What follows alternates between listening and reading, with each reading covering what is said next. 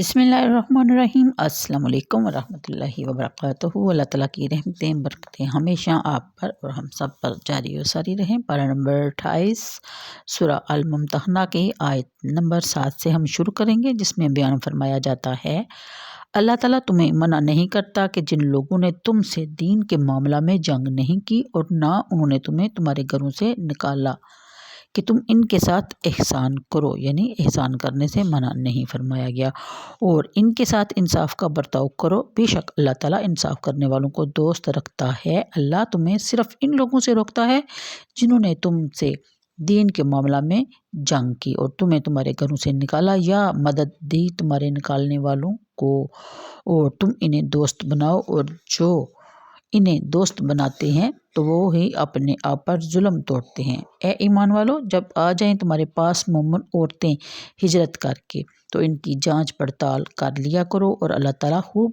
جانتا ہے ان کے ایمان کو۔ پس اگر تمہیں معلوم ہو جائے کہ وہ مومن ہیں تو انہیں کفار کی طرف واپس مت کرو،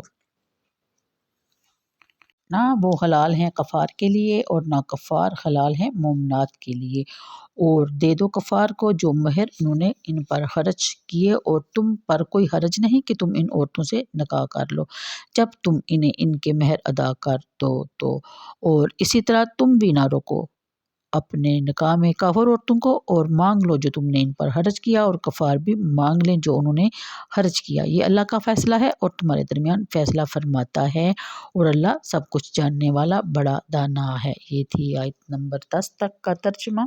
تفسیر کے مطابق پہلی آیت میں کفار کو دوست بنانے سے روک دیا، اس کی وجہ بھی بتا دی گئی کہ انہوں نے حضور نبی اکرم صلی اللہ علیہ وآلہ وسلم کو اور بے قصور مسلمانوں کو اپنے وطن اور اپنے گھر سے باہر نکال دیا تھا۔ اس آیت میں ان کفار سے حسن سلوک کی اجازت دی جا رہی ہے جنہوں نے مسلمانوں سے جنگ نہیں کی اور نہ انہیں جلا وطن کیا۔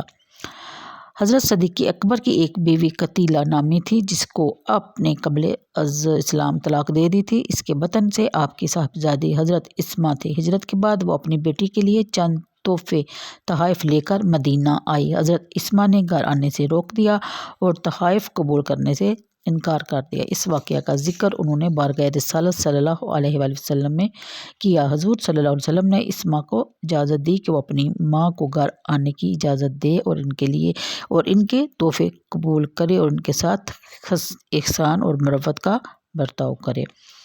اگلی آیت کے مطابق اس جملہ کا مطلب یہ ہے کہ جب کفار نے تمہارے خلاف جنگ نہیں لڑی اور نہ انہوں نے تمہیں کوئی اذیت پہنچائی ہے تو انصاف کا تقاضا یہ ہے کہ تم بھی ان کے ساتھ نیکی کرو اور احسان کا رویہ اختیار کرو۔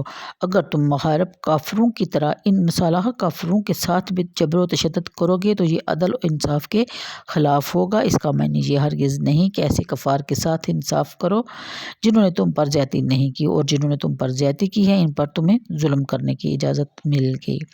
ایسی بات ہرگز نہیں ہے۔ اسلام کسی کے ساتھ کسی حالت میں بھی ظلم کی اجازت نہیں دیتا۔ علامہ ابن عربی احکام القرآن میں لکھتے ہیں، تک سے تو کا معنی یہ ہے کہ ایسے کفار کو بطور تبرک اور حسن سلوک اپنے اموال کا کچھ حصہ دو تاکہ ان کی دل جوئی ہو جائے۔ یہاں تک سے تو سے مراد عدل نہیں، کیونکہ عدل تو مسلمانوں پر ہر حالت میں واجب ہے، خواہ معاملہ جنگجو کفار سے ہو یا خواہ ایسے کفار سے جنہوں نے جنگ نہیں کی۔ اگلی آیت کے مطابق جب لوگ ایسے دشمنان جان و ایمان سے محبت کی پینگیں بڑھاتے ہیں تو وہ ظالم ہیں، اور ان کی یہ حرکت ان کی قوم اور خود ان کے حق میں تباہ کن ثابت ہوتی ہے، اور اپنے بولے پن کے باعث ان کے شر سے مطمئن ہو جاتے ہیں، اور ان کو غافل پا کر وہ ایسا دھکا دیتے ہیں کہ پھر اٹھنے کے قابل نہیں رہتے۔ بلا شبہ ایسا شخص بڑا ظالم ہے۔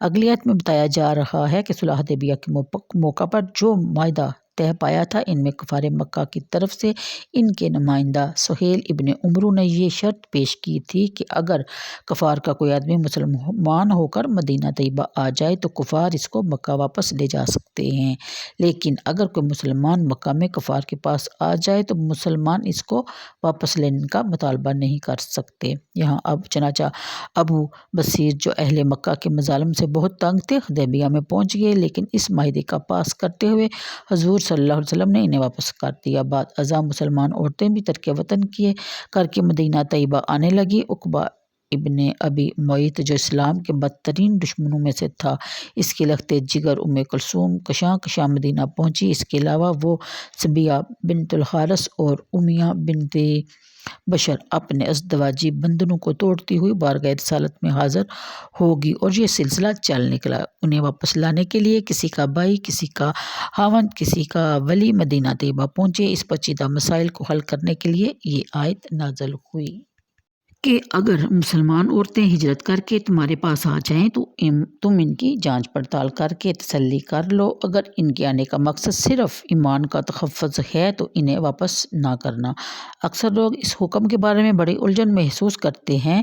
وہ کہتے ہیں کہ جب معاہدہ طے پا گیا تو پھر ان عورتوں کو واپس نہ کرنا ان کی صریح خلاف ورزی تھی، حالانکہ اسلام عہد شکنی کو کسی قیمت پر روا نہیں رکھتا۔ اس کا جواب صحیح بخاری کی مندرجہ ذیل روایت میں صراحتاً مذکور ہے۔ امام بخاری نے اپنی صحیح کی کتاب الشروط کے باب الشروط فی الجہاد اور مصالحہ میں یہ الفاظ روایت کیے ہیں کہ جو سہیل بن عمرو نے لکھوائے تھے، یعنی اگر ہم میں سے کوئی مرد آپ کے پاس آئے، خواہ وہ مسلمان ہی کیوں نہ ہو، آپ اسے ہماری طرف لوٹا دیں گے۔ آپ نے ملاحظہ فرمایا اس عبارت میں رجل کا لفظ صراحتاً موجود ہے، جس کا معنی ہے مرد۔ اللہ تعالیٰ کی حکمت ملاحظہ ہو کہ اس نے کفار کے نمائندہ کی زبان سے ایسے لفظ نکلوائے کہ جن کی وجہ سے مہاجر خواتین کا مسئلہ کسی عہد شکنی یا نسخ و تعویل کا تکلف کیے بغیر حل ہو گیا۔ سبحان اللہ۔ جب کفار نے ان مسلم خواتین کی واپسی کا مطالبہ کیا تو حضور صلی اللہ علیہ وسلم نے معاہدہ کی اصل الفاظ ان کے سامنے دہرا دیے۔ یہ سن کر کفار کو سام سونگ گیا اور لاجواب ہو کر انہیں واپس جانا پڑا۔ معاہدہ کی نص ارشاد مصطفی کی تصدیق کر رہی ہے اور آیت میں اس مسئلہ کو کھول کر بیان کیا گیا ہے۔ اگلی آیت میں یعنی مدینہ بگوڑی عورتوں کی پناہ گاہ نہیں کہ جو عورت اپنے خاوند سے دل برداشتہ ہو جائے یا کسی اور وجہ سے ترک وطن کرنا چاہے تو وہ سیدھی یہاں چلی آئے اور مسلمان اس کو اپنی حفاظت میں لے لیں۔ اسلام کے نزدیک یہ حرکت سخت کبھی اور ناروا ہے، اس لیے حکم دیا گیا کہ اگر کوئی عورت اپنے آپ کو ایمان وار بتائے اور ہجرت کر کے تمہارے پاس چلی آئے تو تم بلا تحقیق اس کو اپنے اندر شامل مت کرو، بلکہ اس کی اچھی طرح جانچ پڑتال کر لو۔ اگر تمہیں اطمینان ہو جائے کہ یہ عورت صرف اپنے دین اور ایمان کی خاطر اپنا گھر بر چھوڑ کر آئی ہے تو اس کو کفار کے حوالے مت کرو، اور اگر اس کی آمد کی غرض غایت اس کے علاوہ کوئی اور چیز ہو تو پھر اسے واپس کر دو۔ حدیث میں حضور اللہ صلی اللہ علیہ وسلم کے امتحان کا طریقہ مذکور ہے، جس سے ساری حقیقت کھل کر سامنے آ جاتی ہے کہ جب کوئی عورت مکہ سے مدینہ آتی ہے تو حضور صلی اللہ علیہ وسلم اسے اس طرح قسم لیتے ہیں: اس اللہ کی قسم جس کے بغیر اور کوئی خدا نہیں، میں اپنے خاوند سے بغض اور دعوت کی وجہ سے نہیں نکلی۔ خدا کی قسم میں پہلی جگہ سے دل برداشتہ ہو کر اس نئی جگہ نہیں آئی۔ خدا کی قسم میں دنیا کی طلب کے لیے گھر سے نہیں نکلی۔ باخدا میں صرف اللہ اور اس کے رسول کی محبت کے باعث اپنا وطن چھوڑ کر آئی ہوں۔ اگلی آیت میں علم سے مراد غلبہ ظن اور حصول اطمینان ہے، کیونکہ ہمارے لیے اس کے دل کی حالت پر یقینی آگاہی حاصل کرنا ممکن نہیں۔ اگلی آیت میں ایسی عورتوں کو کفار کے حوالے نہ کرنے کی وجہ بیان کی جا رہی ہے کہ یہ مومن عورتیں کافروں کے لیے حلال نہیں اور نہ کافر مرد ایماندار خواتین کے لیے حلال ہیں۔ اگلی آیت میں ایک نیا حکم بیان کیا جا رہا ہے کہ جو مسلمان عورتیں ہجرت کر کے دارالاسلام میں آ جائیں تو حکومت اسلامیہ پر لازم ہے کہ ان کے شوہروں نے جو مہر انہیں دیا تھا وہ بیت المال سے انہیں واپس کر دیا جائے، اور پھر اگر وہ عورتیں کسی مسلمان کے ساتھ نکاح کرنا چاہیں تو اس کی اجازت ہے اور نئے خاوند پر ضروری ہے کہ وہ اسے مہر ادا کرے۔ تو یہاں میری ویڈیو کا ٹائم ختم ہوتا ہے۔ انشاءاللہ اگلے حصے کے ساتھ کل آپ کی خدمت میں حاضر ہوں گی۔ تب تک اجازت دیجیے، ویڈیو کو لائک اور شیئر کر دیجیے۔ اللہ حافظ۔